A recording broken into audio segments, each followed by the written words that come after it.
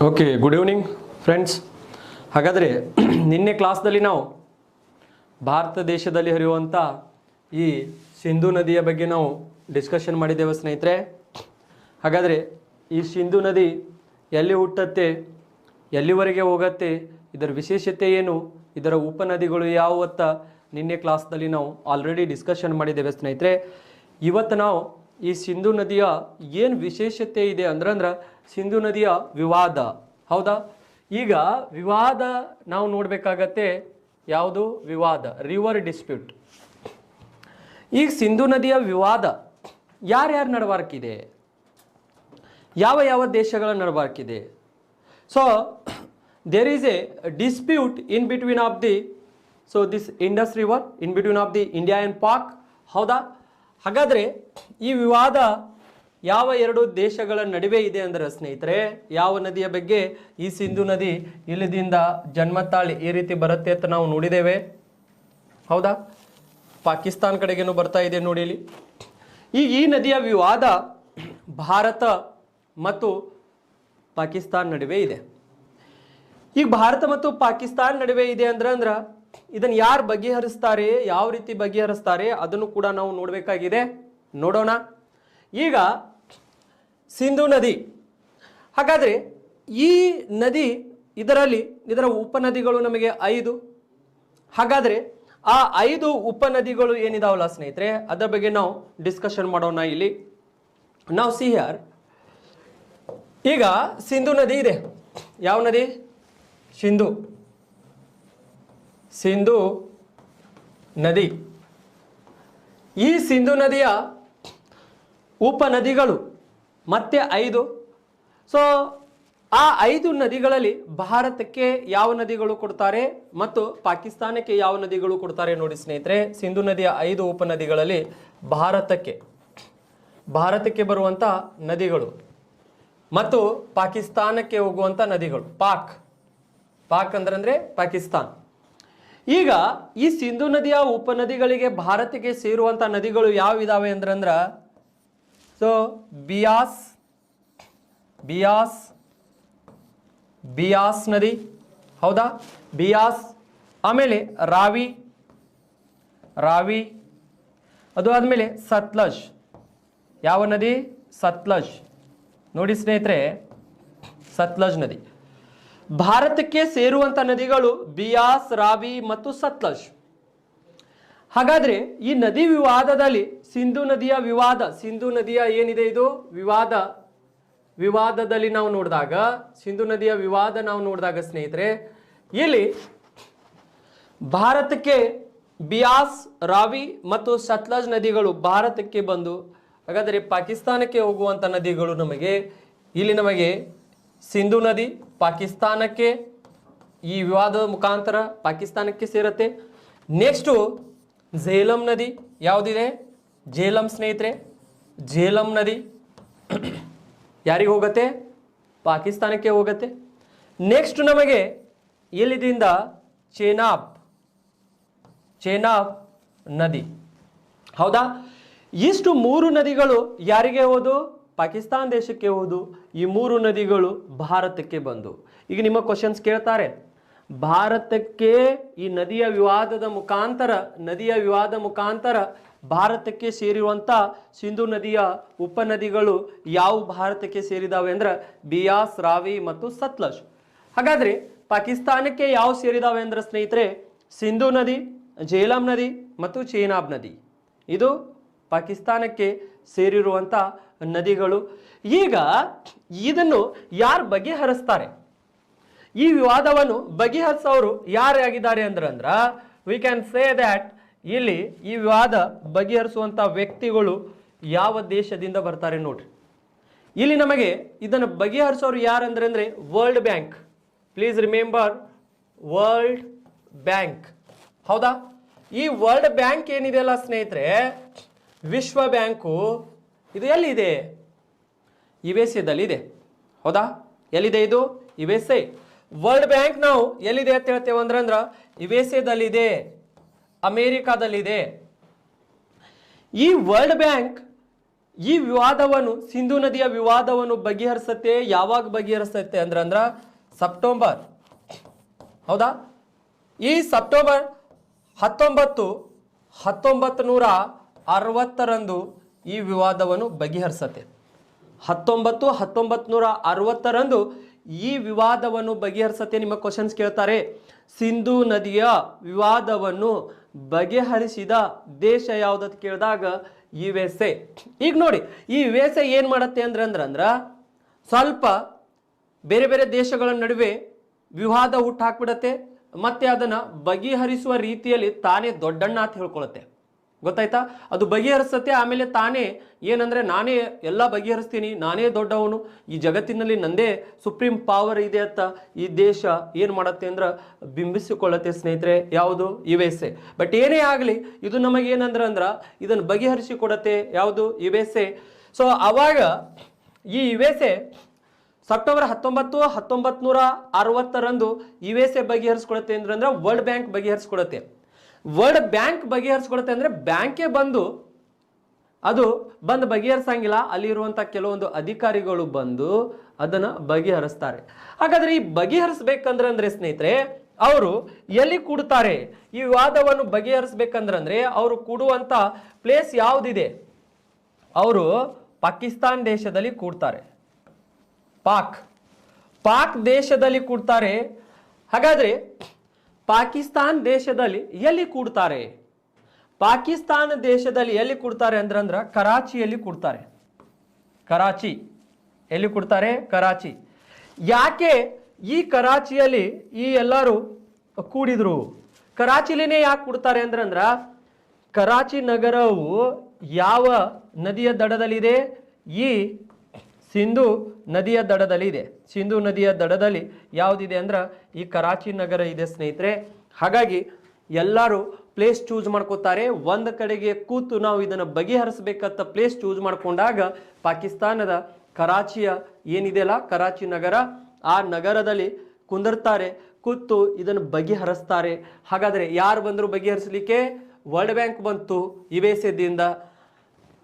ಈಗ world bank ಬಂತು USA ದಿಂದ. ಹಾಗಾದ್ರೆ ಭಾರತ ದೇಶದಿಂದ ಯಾರು ಹೋದ್ರು? ಭಾರತ ದೇಶದಿಂದ ಯಾರು ಹೋಗ್ತಾರೆ? ಸಿಆರ್ ಭಾರತ ದೇಶದಿಂದ ನಾವು ನೋಡಿದಾಗ ನಮ್ಮ ಭಾರತ ದೇಶ ಯಾವ ದೇಶ? ಈಗ ನೋಡಿ ಸ್ನೇಹಿತರೆ, ಭಾರತ ದೇಶ ಅಂತೇವೆ ನಾವು. ಈ ಭಾರತ ದೇಶದಿಂದ ಯಾರು ಹೋಗ್ತಾರೆ ಅಂದ್ರ 1960 ಸಮಯದಲ್ಲಿ ನಮ್ಮ ಪ್ರೈಮ್ ಮಿನಿಸ್ಟರ್ ಯಾರಾಗಿದ್ರು? ನೆಹರು. ಹೌದಾ? ಯಾರಾಗಿದ್ರು? ನೆಹರು. ಈಗ ನೆಹರು ಅವರು ಇದನ್ನ ನಮ್ಮ ಭಾರತ ದೇಶದಿಂದ ನೆಹರು ಅವರು ಹೋಗ್ತಾರೆ. ಎಲ್ಲಿಗೆ ಹೋಗ್ತಾರೆ? ಕರಾಚಿಗೆ ಹೋಗ್ತಾರೆ. ಹಾಗಾದ್ರೆ ಪಾಕಿಸ್ತಾನದಿಂದ ಯಾರು ಇಲ್ಲಿ ಭಾಗವಹಿಸ್ತಾ ಇರ್ತಾರೆ? ಪಾಕಿಸ್ತಾನದಿಂದ ಯಾರು ಭಾಗವಹಿಸ್ತಾರೆ ಅಂದ್ರೆ ಸ್ನೇಹಿತರೆ ಇಲ್ಲಿದಿಂದ ಅಯೂಬ್ ಖಾನ್. ಯಾರು? ಅಯೂಬ್. ಪಾಕಿಸ್ತಾನದ ಅಧ್ಯಕ್ಷ ಅಯೂಬ್ ಖಾನ್ ಅವರು ಬಗೆಹರಿಸ್ತಾರೆ. ನೋಡ್ರಿ, ಅಯೂಬ್ ಖಾನ್ ಅಂದ್ರೆ ಅವರು ಪಾರ್ಟಿಸಿಪೇಟ್ ಮಾಡ್ತಾರೆ. ಅವರು ಕೂಡ ಇದನ್ನು ಬಗೆಹರಿಸಿಕೊಳ್ಳಿಕ್ಕೆ ಏನ್ ಮಾಡ್ತಾರೆ ಅಂದ್ರೆ ಪ್ರಯತ್ನ ಮಾಡ್ತಾರೆ. ಭಾರತದಿಂದ ಯಾರು ಹೋಗ್ತಾರೆ? ನೆಹರು. ಪಾಕಿಸ್ತಾನದಿಂದ ಅಯೂಬ್ ಖಾನ್ ಅವರು ಬರ್ತಾರೆ ಸ್ನೇಹಿತರೆ. ಎಲ್ಲಿ? ಎಲ್ಲರೂ ಕೂಡ ಪಾಕಿಸ್ತಾನದ ಕರಾಚಿಯಲ್ಲಿ ಕೂಡ್ತಾರೆ. ಮತ್ತೆ ನಮಗೆ ಇಲ್ಲಿ ನಾವು ನೋಡಿದಾಗ USA ಕಡೆದಿಂದ ವರ್ಲ್ಡ್ ಬ್ಯಾಂಕ್ ಬಂತು. ಹೌದಾ? ಭಾರತದಿಂದ ನೆಹರು ಅವರು ಹೋದ್ರು. ಪಾಕಿಸ್ತಾನದಿಂದ ಅಯೂಬ್ ಖಾನ್ ಅವರು ಬಂದ್ರು. ಎಲ್ಲಿ? ಕರಾಚಿ ಕಡೆಗೆ. ಹಾಗಾಗಿ ಪಾಕಿಸ್ತಾನದ ಈ ಕರಾಚಿಯಲ್ಲಿ ಏನಂದ್ರ ಇದನ್ನು ಬಗೆಹರಿಸ್ತಾರೆ. ಬಗೆಹರಿಸುವಾಗ ಈ ನದಿಗಳನ್ನು ಹಂಚಿಕೆ ಮಾಡಿಬಿಡ್ತಾರೆ.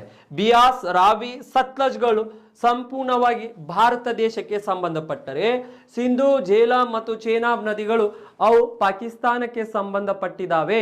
ಈ ನದಿಗಳಲ್ಲಿ ಏನು ಹರಿಯುವಂತ ನೀರು ಪಾಕಿಸ್ತಾನ ಮಾತ್ರ ಯುಟಿಲೈಸ್ ಮಾಡ್ಕೋಬೇಕು. ಈ ನದಿಗಳಲ್ಲಿ ಹರಿಯುವಂತ ನೀರನ್ನು ಭಾರತ ದೇಶ ಮಾತ್ರ ಅದನ್ನು ಉಪಯೋಗಿಸಿಕೊಳ್ಳಬೇಕು ಅಂತ ಏನಂದ್ರೆ ಅದು ಒಂದು ನಿಯಮ ಆಗತ್ತೆ. ನಿಮಗೆ ಇಲ್ಲಿ ಕ್ವಶನ್ಸ್ ಏನ್ ಕೇಳ್ತಾರೆ ಅಂದ್ರೆ just you should remember here this much only.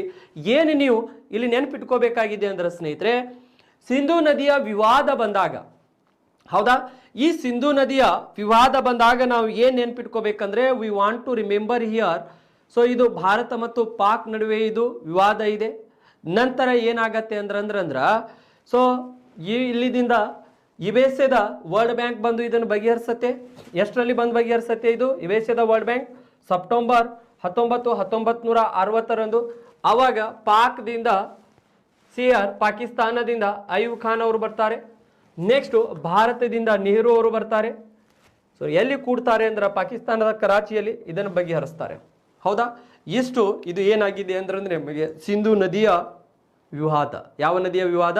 Sindhu ನದಿಯ ವಿವಾದ ಸ್ನೇಹಿತರೆ. ಇದು ಕ್ವಶನ್ಸು ಭಾಳ ಸರ್ತಿ ಕ್ವಶನ್ಸ್ ಕೇಳ್ತಾರೆ. KS ಪ್ರಿಲಿಮ್ಸ್ದಲ್ಲಿನೂ ಹಲವಾರು ಸರ್ತಿ ಇದು ಕ್ವಶನ್ಸ್ ಆಗಿದೆ. ಅದಕ್ಕೆ ಇದನ್ನು ನೀವು ಏನು ಮಾಡಬೇಕಾಗಿದೆ ಅಂದ್ರೆ ನೆನ್ಪಿಟ್ಕೋಬೇಕಾಗಿದೆ. ನೆನ್ಪಿಟ್ಕೊಳ್ಳಿ, ಇದು ಇಂಪಾರ್ಟೆಂಟ್ ಆಗತ್ತೆ. ಹೌದಾ? ಸೊ ನೆನ್ಪಿಟ್ಕೊಳ್ಳಿ. ನೆಕ್ಸ್ಟ್ ನಾವು ಇದು ಸಿಂಧು ನದಿ ಆಯಿತು. ನೆಕ್ಸ್ಟು ಸ್ನೇಹಿತರೆ, ಈ ಸಿಂಧು ನದಿ ಏನಿದೆಯಲ್ಲ, ಈ ನದಿಗೆ ಕೆಲವೊಂದು ನದಿಗಳು ಏನಂದ್ರ ನಾವು ನೋಡಿದಾಗ ಕೆಲವೊಂದು ನದಿಗಳು ಬಂದು ಇದಕ್ಕೆ ಏನಂದ್ರ ಉತ್ತರದಿಂದ ಈ ಕಡೆದಿಂದ ಕೆಲವೊಂದು ಉಪನದಿಗಳು ಬಂದು ಕೂಡ್ತವೆ. ಉತ್ತರದಿಂದ, ಪ್ಲೀಸ್ ರಿಮೆಂಬರ್ ದ್ಯಾಟ್, ಉತ್ತರ ಕಡೆಯಿಂದ ಕೆಲವೊಂದು ಸಿಂಧು ನದಿಗಳು ಬಂದು ಕೂಡ್ತವೆ. ಈಗ ನಾವು ಇದಕ್ಕೆ ಬಾರ್ಡರ್ ಹಾಕೊಳ್ಳೋಣ ಈ ಮ್ಯಾಪಿಗೆ ಈ ರೀತಿ. ಯಾಕಂದ್ರೆ ಒಂದು ಸ್ವಲ್ಪ ಕ್ಲಾರಿಟಿ ಇಲ್ಲಲ್ಲ, ಅದಕ್ಕೆ ಇದನ್ನು ನೀವು ಕ್ಲಾರಿಟಿ ಮುಖಾಂತರ ಒಂದು ಸ್ವಲ್ಪ ನೋಡಬೇಕಾಗತ್ತೆ. ಈಗ ನೋಡಿ, ಸೊ ಇಲ್ಲಿ ನಾವು ಇದು ನಮಗೆ ಭಾರತ ದೇಶ ಇದೆ ಸ್ನೇಹಿತರೆ. ಹಾಗಾದರೆ ಈಗ ನಾವು ಒಂದು ಸ್ವಲ್ಪ ಇದಕ್ಕೆ ಏನು ಹಾಕ್ಕೊಂಡಿದ್ದೇವೆ ಅಂದ್ರೆ ಬಾರ್ಡರ್ ಹಾಕ್ಕೊಂಡಿದ್ದೇವೆ. ಈಗ ಈ ಕಡೆದಿಂದ ಕೆಲವೊಂದು ನದಿಗಳು ಬರ್ತಿರ್ತವೆ, ಉತ್ತರದಿಂದ ಉಪನದಿಗಳು. ಯಾವ ಕಡೆದಿಂದ? ಸಿಂಧು ನದಿಯ ಉಪನದಿಗಳು ಉತ್ತರದಿಂದ. ಈಗ ಉತ್ತರದಿಂದ ಉಪನದಿಗಳು. ಈ ಕಡೆದಿಂದ ಏನು ಉಪನದಿಗಳು ಬರ್ತಾವಲ್ಲ ಸ್ನೇಹಿತರೆ, ಅವೆಲ್ಲ ಹಿಮ ನದಿಗಳು. ಯಾವ ನದಿಗಳು ಅವು? ಹಿಮ ನದಿಗಳು. ಹಾಗಾದರೆ ಆ ಹಿಮ ನದಿಗಳು ಏನಾಗಿರ್ತಾವ ಅಂದ್ರೆ ಹಿಮ ಕರಗಿ ಆ ನದಿಗಳು ಬರ್ತಿರ್ತಾವೆ ಸ್ನೇಹಿತರೆ. ಹಾಗಾಗಿ ಆ ಹಿಮ ನದಿಗಳನ್ನು ನಾವು ಕೂಡ ನೆನ್ಪಿಟ್ಕೋಬೇಕಾಗತ್ತೆ. ಈಗ ಇಲ್ಲಿ ಬರುವಂತ ಹಿಮ ನದಿಗಳನ್ನು ನಾವು ನೋಡಿದಾಗ ನಂಬರ್ 1 ನೀವಿಲ್ಲಿ ಡಿಸ್ಕಷನ್ ನಾವು ಮಾಡ್ಕೋಬೇಕಾಗತ್ತೆ. ನಂಬರ್ 1 ನೀವು ಕೂಡಿ ಡಿಸ್ಕಷನ್ ಮಾಡಬೇಕಾಗತ್ತೆ. ಹಿಮ ನದಿಗಳಲ್ಲಿ ನಂಬರ್ 1 ಯಾವ್ದು ಬರುತ್ತೆ ಅಂದ್ರೆ ಜಸ್ಕರ್ ಹಿಮ ನದಿ. ಯಾವುದು? ಜಸ್ಕರ್. ನೆನ್ಪಿಟ್ಕೋರಿ, ಜಸ್ಕರ್ ಹಿಮ ನದಿ. ಮೈನರ್ ರಿವರ್ ಹಿಮ ನದಿ ಅಂತ ಕರಿತೇವೆ ಸ್ನೇಹಿತರೆ, ಜಸ್ಕರ್. ಹಾಗಾದ್ರೆ ಈ ಜಸ್ಕರ್ ಹಿಮ ನದಿ ಏನಿದೆಯಲ್ಲ, ಇದನ್ನು ನಾವು ನೋಡಿದಾಗ ಈ ಜಸ್ಕರ್ ಹಿಮ ನದಿ ನಮಗೆ ಈ ಸಿಯಾಚಿನ್ ಪ್ರದೇಶ ಕಡೆಯಿಂದ, ಯಾವ ಪ್ರದೇಶ ಕಡೆಯಿಂದ? ಸಿಯಾಚಿನ್ ಪ್ರದೇಶ ಕಡೆಯಿಂದ ಈ ರೀತಿ ಬರುತ್ತೆ. ಇಲ್ಲಿ ನಮಗೆ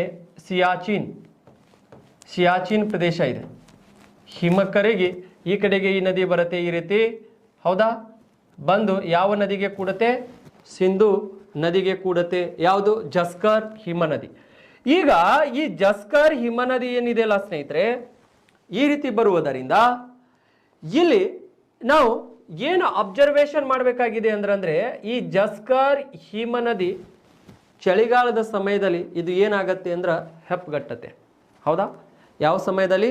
ಚಳಿಗಾಲದ ಸಮಯದಲ್ಲಿ ಈ ಜಸ್ಕರ್ ಹಿಮ ನದಿಯು ಏನಾಗತ್ತೆ ಅಂದ್ರೆ ಫ್ರೋಝನ್ ಆಗತ್ತೆ ಅಥವಾ ಹೆಪ್ಪುಗಟ್ಟುತ್ತದೆ ಅಂತ ಕರಿತೇವೆ. ಈಗ ಚಳಿಗಾಲ ಆಗ ನದಿಯ ಉಪನದಿ ಇದು ನಮಗೆ ಲಡಾಖ್ದಲ್ಲಿ ಕಂಡು ಬರುತ್ತೆ. ಲಡಾಖ್. ನೆಕ್ಸ್ಟು ಈ ಲಡಾಖ್ ಕಡೆಯಿಂದ ಇನ್ನೂ ಒಂದು ನದಿ ಬರುತ್ತೆ.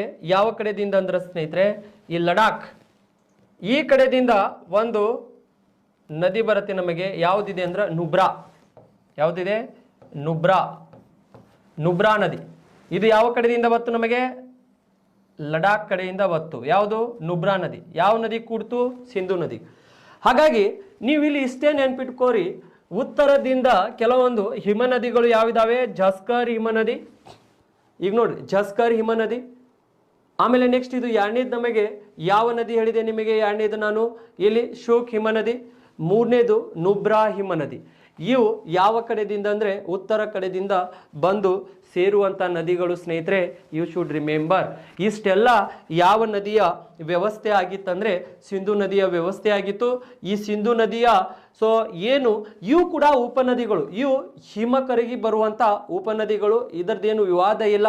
ಬಟ್ ಆದರೆ ಆ 5 ಉಪನದಿಗಳು ಏನಿದ್ದುಲ್ಲ, ರಾವಿ, ಬಿಯಾ, ಸತ್ಲಜ್, ಝೇಲಂ, ಚೆನಾಬ್, ಆ ನದಿಗಳದ್ದು ವಿವಾದ ಇದೆ ಭಾರತ ಮತ್ತು ಪಾಕ್ ನಡುವೆ. ಈ ನದಿಗಳನ್ನು ನೀವು ನೆನ್ಪಿಟ್ಕೊಳ್ಳಿ. ಇಷ್ಟೆಲ್ಲ ಇದು ಎದರ್ ಸಿಸ್ಟಮ್ ಆಗಿತ್ತು ಅಂದರೆ ನಮಗೆ ಸೊ ಸಿಂಧು ನದಿಯ ಒಂದು ವ್ಯವಸ್ಥೆ ಆಗಿತ್ತು. ನಂತರ ನಾವು ನೆಕ್ಸ್ಟ್ ಮುಂದೆ ಹೋಗಬೇಕಾಗತ್ತೆ. ಮುಂದಿನ ನದಿಯನ್ನು ನಾವು ನೋಡೋಣ ಸ್ನೇಹಿತರೆ. ನೆಕ್ಸ್ಟ್ ಯಾವ ನದಿಗೆ ಹೋಗೋಣ?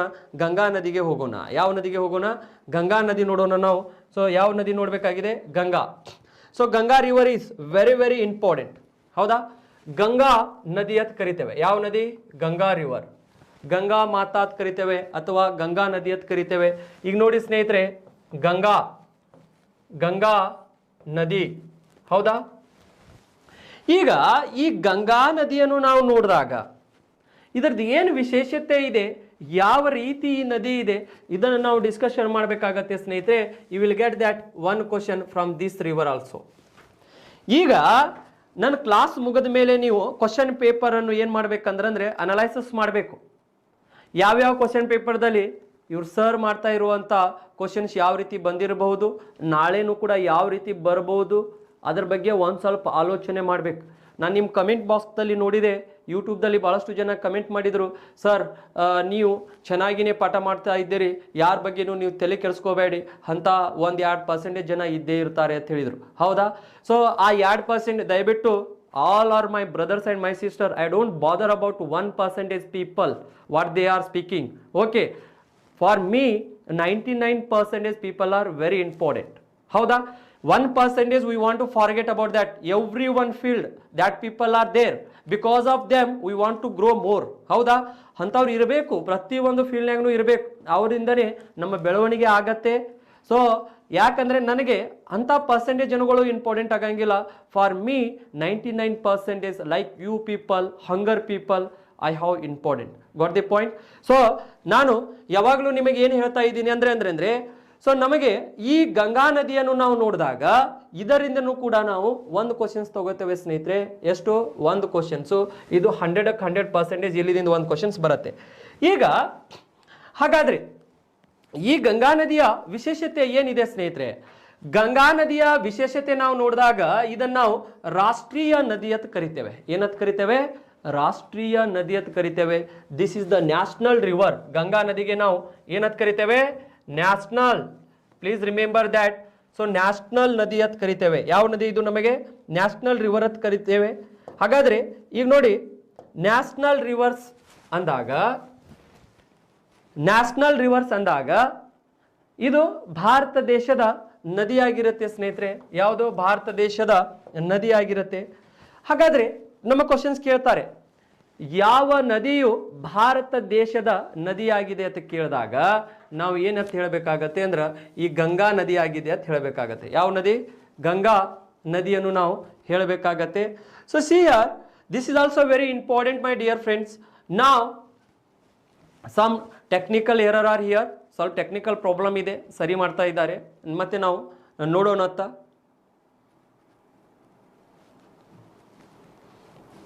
ಓಕೆ, ಆಯ್ತೇನ್ರಿ? ಯಾಕಂದರೆ ಇಲ್ಲಿ ಭಾಳಷ್ಟು ಹೆಲ್ಪ್ ಮಾಡೋರು ಇರ್ತಾರೆ, ಟೆಕ್ನಿಷಿಯನ್ ಇರ್ತಾರೆ ಎಲ್ಲರೂ. ಸೊ ಅವರು ಕೂಡ ಯಾವಾಗಲೂ ನಮಗೆ ಸಪೋರ್ಟಿವ್ ಆಗಿರ್ತಾರೆ ಸ್ನೇಹಿತರೆ. ನಾವು ನಿಮಗೆ ಪರದೆ ಮುಂದೆ ನಾವು ಕಾಣಬಹುದು. ಸೊ ಕಾಣದಂಥ ಕೆಲವೊಂದು ಕೈಗಳು ಎಷ್ಟೋ ಹೆಲ್ಪ್ ಮಾಡ್ತಾ ಇರ್ತವೆ ಇಲ್ಲಿ. ಅವರಿಗೂ ಕೂಡ ನಾವು ಭಾಳಷ್ಟು ಆಭಾರಿಯಾಗಿ ಇರಬೇಕಾಗತ್ತೆ. So because of them we are standing here, otherwise we can't stand here. ಹೌದಾ? ಸೊ ಆ ರೀತಿ ಇರುತ್ತೆ. ಈಗ ಇಲ್ಲಿ ನಾವು ನೋಡಿದಾಗ ಈ ಗಂಗಾ ನದಿಗೆ ನಾವು ಏನಂತ ಕರೆದೇವೆ ಸ್ನೇಹಿತರೆ? ಈ ಗಂಗಾ ನದಿಗೆ ನಾವು ಸೊ ನ್ಯಾಷನಲ್ ರಿವರ್ ಅಂತ ಕರೆದೇವೆ. ಹೌದಾ? ರಾಷ್ಟ್ರೀಯ ನದಿ ಅಂತ ಕರಿತೇವೆ. ಈಗ ಈ ರಾಷ್ಟ್ರೀಯ ನದಿ ಗಂಗಾ ನದಿ ಏನಿದೆ ಅಲ್ಲ, ಇದಕ್ಕೆ ನಾವು ರಾಷ್ಟ್ರೀಯ ನದಿ ಅಂತ ಯಾಕೆ ಕರಿತೇವೆ ಅಂದ್ರೆ ಸ್ನೇಹಿತರೆ, ಭಾರತ ದೇಶದಲ್ಲಿ ಅತಿ ಉದ್ದವಾಗಿ ಹರಿಯುವ ಏಕೈಕ ನದಿ ಅಂದರೆ ಯಾವ ನದಿ? ಅದು ಗಂಗಾ ನದಿ. ಹೌದಾ? ಈ ನದಿಯು ಭಾರತ ದೇಶದಲ್ಲಿ 2465 ಕಿಲೋಮೀಟರ್ ಉದ್ದ ಹರಿಯುತ್ತೆ. ಅಂದ್ರೆ ಒಟ್ಟಾರೆ ಈ ನದಿಯ ಉದ್ದ, ಈ ನದಿ ಎಷ್ಟು ಉದ್ದ ಹರಿಯುತ್ತೆ? ಇದು ಒಟ್ಟಾರೆ ಈ ನದಿಯ ಉದ್ದ ಎಷ್ಟಾಗಿದೆ ಅಂದ್ರೆ ಗಂಗಾ ನದಿಯ ಒಟ್ಟಾರೆ ಉದ್ದ ಇದರ ನೋಡಿದಾಗ 2465 ಕಿಲೋಮೀಟರ್. ಸೊ ಈಗ ಈ ಅಂಕಿ ಸಂಖ್ಯೆಗಳು ಕೆಲವೊಂದು ಬುಕ್ಸ್ದಲ್ಲಿ ವೇರಿಯೇಷನ್ ಇರುತ್ತೆ, but you should remember that this figure. ಇದಕ್ಕ ರಾಷ್ಟ್ರೀಯ ನದಿ ಅದ್ ಕರೀಲಿಕ್ಕೆ ಕಾರಣ ಏನಂದ್ರೆ ಈ ನದಿಯು 2465 ಕಿಲೋಮೀಟರ್ ಉದ್ದ ಹರಿಯುತ್ತೆ. ಈ ನದಿಯ ಒಟ್ಟು ಉದ್ದ ಇದು, ಹೌದಾ? ಹಾಗಾದ್ರೆ ಈಗ ನೋಡಿ, ಈ ನದಿ ಎಲ್ಲಿದಿಂದ ಎಲ್ಲಿವರೆಗೆ ಹರಿಯುತ್ತೆ, ಇಷ್ಟು ಉದ್ದ ಇದೆ ಅಂದ್ರ ಈ ನದಿ ನಾವು ನೋಡಿದಾಗ ಎಲ್ಲಿದಿಂದ ಎಲ್ಲಿವರೆಗೆ ಹರಿಯುತ್ತೆ ಸ್ನೇಹಿತರೆ? ಈಗ ನೋಡಿ, ಸೊ ಒಂದ್ ಸ್ವಲ್ಪ ಈ ನದಿಗೆ ನಾವು ರಬ್ ಮಾಡೋಣ. ಇಲ್ಲಿದೆ ನೋಡಿ, ಯಾವ ನದಿ ಇದೆ ಇದು ನಮಗೆ. So we can say that this river is important, ಹೌದಾ? ಈಗ ನೋಡಿ, ಈ ನದಿ ನಾವು ತಗೊಂಡಾಗ ಕಲರ್ ಕಾಂಬಿನೇಷನ್ ತಗೊಂಡು ನಾವು ಒಂದು ಸ್ವಲ್ಪ ಡಿಸ್ಕಷನ್ ಮಾಡೋಣ. ಇಲ್ಲಿ ನೋಡಿ, ಈ ನದಿ ಈ ರೀತಿ ಇದೆ ಸ್ನೇಹಿತರೆ. ಯಾವ ನದಿ ಇದೆ ಇದು ನಮಗೆ? ಸೊ ಗಂಗಾ. ಯಾವ ನದಿ? ಗಂಗಾ ನದಿ ಈ ರೀತಿ ಹೋಗ್ತಾ ಇದೆ. ನಂತರ ಈ ಗಂಗಾ ನದಿ ಎಲ್ಲಿಗೆ ಬರುತ್ತೆ ನೋಡಿ? ಸೊ ನೆಕ್ಸ್ಟ್ ಬೇ ಆಫ್ ಬೆಂಗಾಲಕ್ಕೆ ಬರುತ್ತೆ, ಹೌದಾ?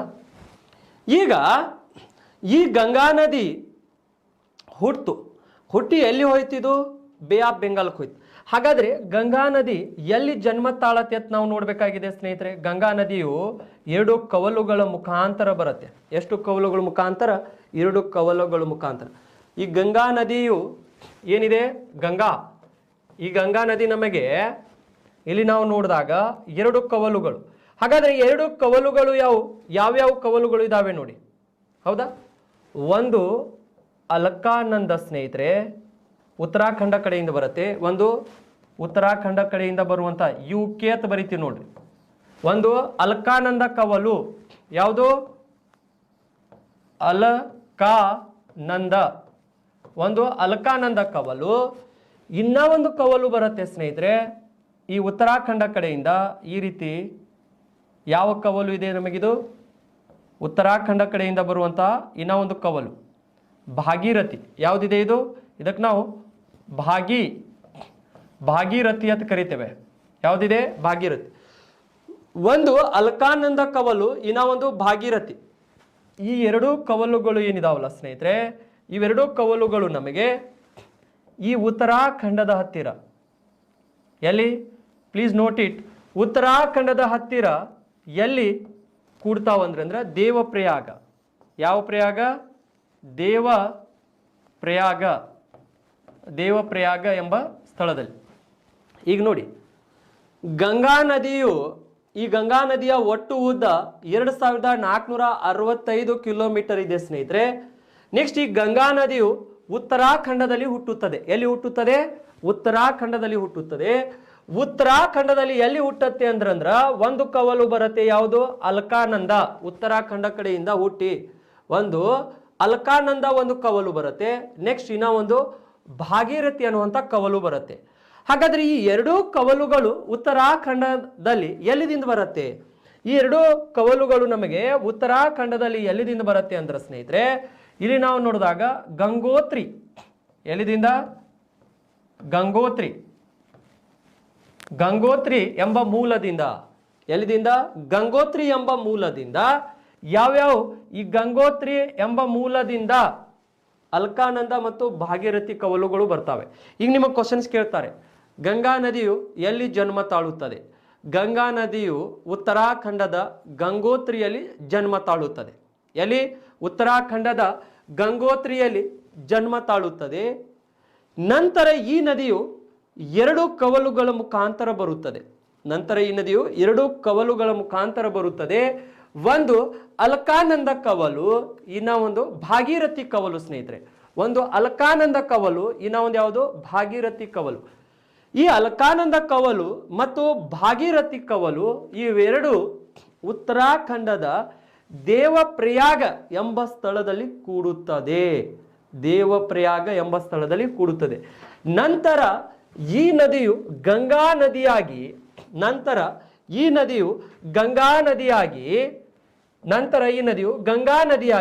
UP, ಉತ್ತರ ಪ್ರದೇಶ್, ಬಿಹಾರ್ ಮತ್ತು ಪಶ್ಚಿಮ ಬೆಂಗಾಳದ ಮುಖಾಂತರ ಹರಿದು ಬಂಗಾಳ ಕೊಲ್ಲಿಯನ್ನು ಸೇರುತ್ತದೆ. ಹೌದಾ? Once again I want to repeat my dear friends. Ganga ನದಿಯು ಗಂಗೋತ್ರಿಯಲ್ಲಿ ಹುಟ್ಟುತ್ತದೆ. ಉತ್ತರಾಖಂಡದ ಗಂಗೋತ್ರಿಯಲ್ಲಿ ಹುಟ್ಟುತ್ತದೆ. ಎಲ್ಲಿ ಹುಟ್ಟುತ್ತದೆ? ಗಂಗಾ ನದಿಯು ಉತ್ತರಾಖಂಡದ ಗಂಗೋತ್ರಿಯಲ್ಲಿ ಹುಟ್ಟುತ್ತದೆ ಸ್ನೇಹಿತರೆ. ಈ ನದಿಯು ಉತ್ತರಾಖಂಡದ ಗಂಗೋತ್ರಿ ಹತ್ತಿರದಿಂದ 2 ಕವಲುಗಳಲ್ಲಿ ಬರುತ್ತೆ. ಒಂದು ಅಲ್ಕಾನಂದ ಕವಲು, ಇನ್ನ ಒಂದು ಭಾಗೀರಥಿ ಕವಲು. ಈ ಅಲ್ಕಾನಂದ ಮತ್ತು ಭಾಗೀರಥಿ ಕವಲುಗಳು ಈ ಉತ್ತರಾಖಂಡದ ದೇವಪ್ರಯಾಗ ಎಂಬ ಸ್ಥಳದಲ್ಲಿ ಕೂಡುತ್ತದೆ. ಯಾವ್ಯಾವು? ಅಲ್ಕಾನಂದ ಮತ್ತು ಭಾಗೀರಥಿ. ಆಗ ನಂತರ ಈ ನದಿಗಳು ಏನಾಗುತ್ತವೆ ಅಂದ್ರೆ ಸ್ನೇಹಿತರೆ, ಈ ದೇವಪ್ರಯಾಗ ಎಂಬ ಸ್ಥಳದಲ್ಲಿ ಕೂಡಿ ನಂತರ ಇದು ಗಂಗಾ ನದಿಯಾಗಿರುತ್ತದೆ. ಯಾವ ನದಿಯಾಗಿರುತ್ತದೆ? ಗಂಗಾ ನದಿಯಾಗಿ ನಂತರ ಇದು UP ಅಂದ್ರೆ ಉತ್ತರ ಪ್ರದೇಶ್, ಬಿಹಾರ್ ಹಾಗೂ ಪಶ್ಚಿಮ ಬೆಂಗಾಳದ ಮುಖಾಂತರ ಹರಿದು ಬಂಗಾಳ ಕೊಲ್ಲಿಯನ್ನು ಸೇರುತ್ತದೆ. ಯಾವ ಕೊಲ್ಲಿಯನ್ನು ಸೇರುತ್ತದೆ? ಬಂಗಾಳ ಕೊಲ್ಲಿಯನ್ನು ಸೇರುತ್ತದೆ. ಹಾಗಾದ್ರೆ ಸ್ನೇಹಿತರೆ, ಈ ನದಿ ಬಂಗಾಳ ಕೊಲ್ಲಿಯನ್ನು ಸೇರ್ತು.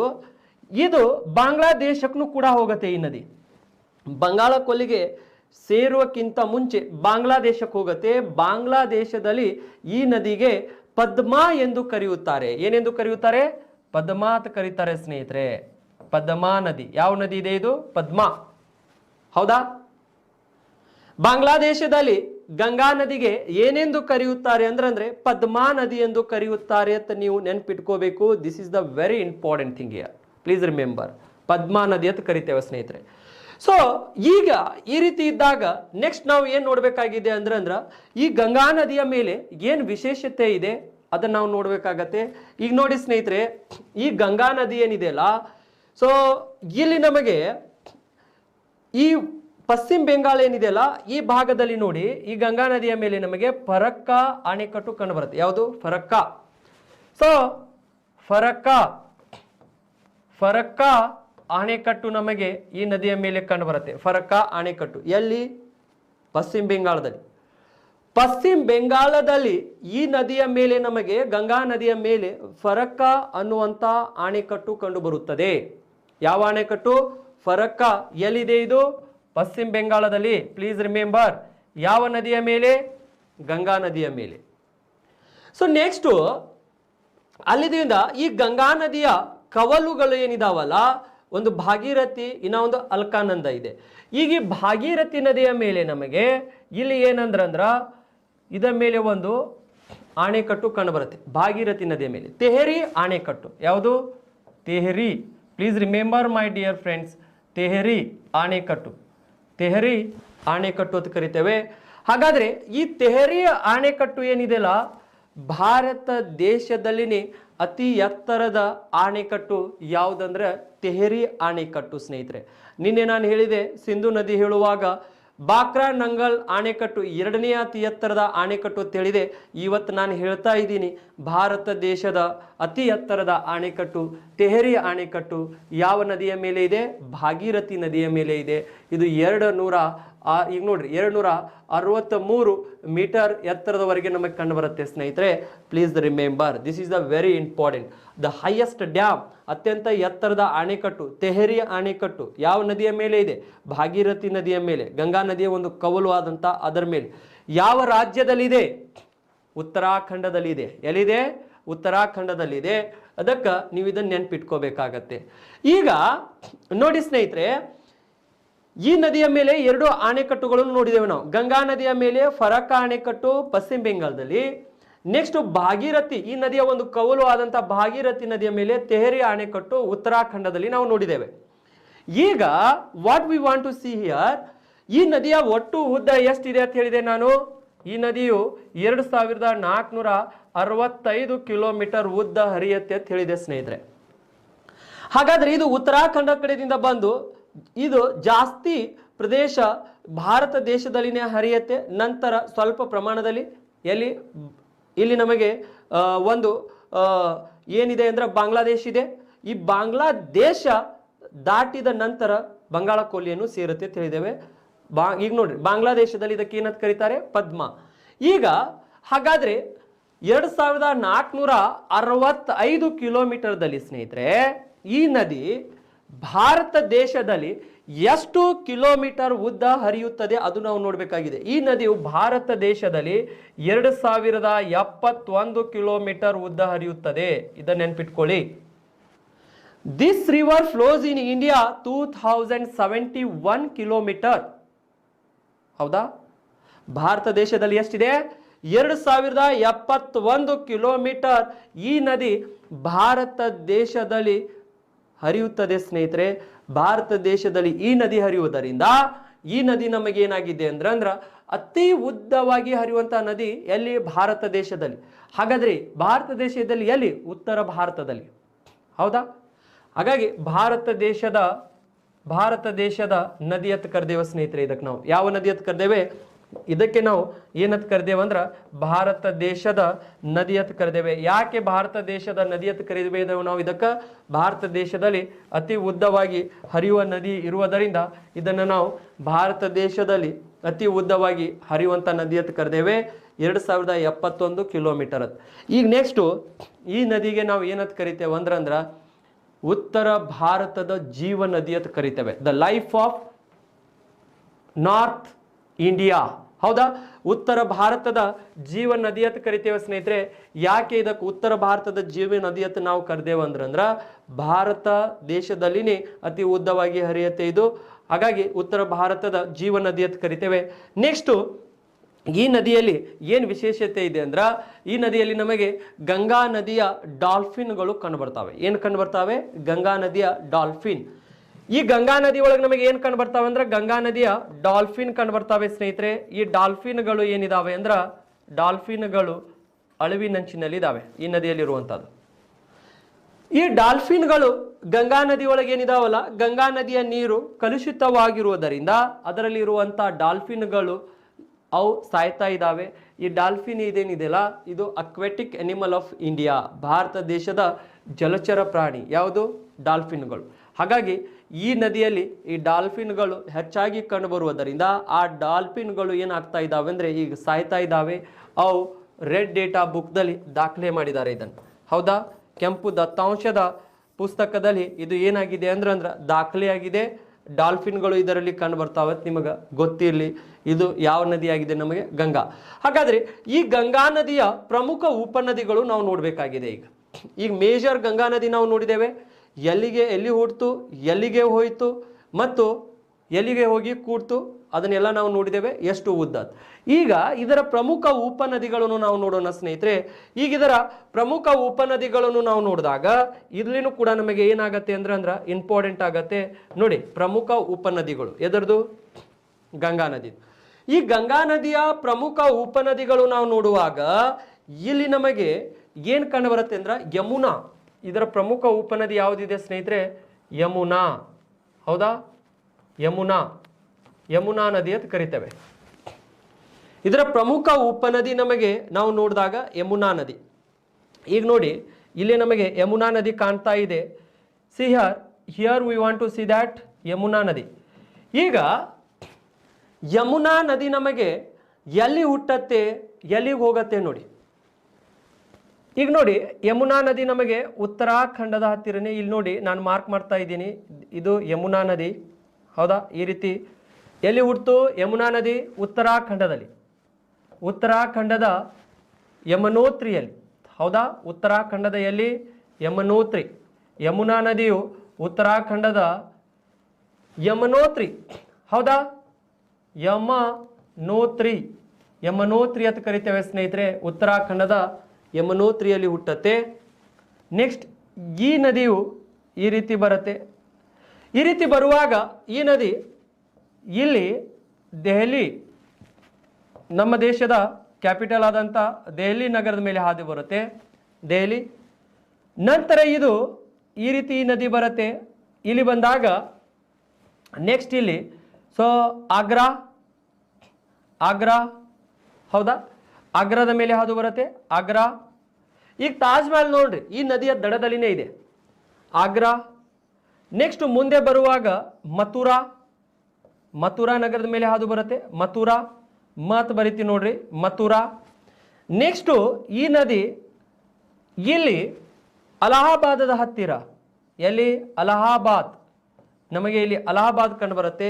ಅಲಹಾಬಾದದ ಹತ್ತಿರ ಎಲ್ಲಿ ಬರುತ್ತೆ ಇದು? ಅಲಹಾಬಾದ್ ಯು ಪಿ ಒಳಗೆ. ಸೊ ಈ ಯು ಪಿ ಏನಿದೆಯಲ್ಲ ಅಲಹಾಬಾದ್, ಇಲ್ಲಿ ಬಂದು ಯಾವ ನದಿ ಕೂಡತ್ತೆ? ಯಮುನಾ ನದಿ ಕೂಡತ್ತೆ. ಯಾವುದು? ಈ ಯಮುನಾ ನದಿ. ಹೌದಾ? ಯಾವ ನದಿ ಕೂಡತ್ತೆ? ಗಂಗಾ ನದಿ ಕೂಡತ್ತೆ ಸ್ನೇಹಿತರೆ. ಈಗ ನೋಡಿ, ಯಮುನಾ ನದಿಯು ಉತ್ತರಾಖಂಡದ ಯಮನೋತ್ರಿಯಲ್ಲಿ ಹುಟ್ಟಿ, ಯಮುನಾ ನದಿಯು ಉತ್ತರಾಖಂಡದ ಯಮನೋತ್ರಿಯಲ್ಲಿ ಹುಟ್ಟಿ ಸ್ನೇಹಿತರೆ. ನೆಕ್ಸ್ಟು ದೆಹಲಿ ನಗರದ ಮೇಲೆ ಹಾದು, ತದನಂತರ ಈ ನದಿಯು ಆಗ್ರಾ ನಗರದ ಮೇಲೆ ಹಾದು, ನೆಕ್ಸ್ಟ್ ಈ ನದಿಯು ಮಥುರಾ ನಗರದ ಮೇಲೆ ಹಾದು, ತದನಂತರ ಈ ನದಿಯು ಅಲಹಾಬಾದದ ಹತ್ತಿರ ಗಂಗಾ ನದಿಯನ್ನು ಸೇರುತ್ತದೆ. ಯಾವ ನದಿಯನ್ನು ಸೇರುತ್ತದೆ? ಗಂಗಾ ನದಿಯನ್ನು ಸೇರುತ್ತದೆ. ಯಾವ ನದಿ? ಯಮುನಾ ನದಿ. ಹೌದಾ? ಹಾಗಾದ್ರೆ ನಿಮಗೆ ಕ್ವಶನ್ಸ್ ಕೇಳ್ತಾರೆ, ಯಮುನಾ ನದಿಯು ಯಾವ ಯಾವ ನಗರದ ಮೇಲೆ ಹಾದು ಬಂದಿದೆ ಅಂದಾಗ ನಾವು ದೆಹಲಿ, ಆಗ್ರಾ, ಮಥುರಾ ಮತ್ತು ಯು ಪಿ.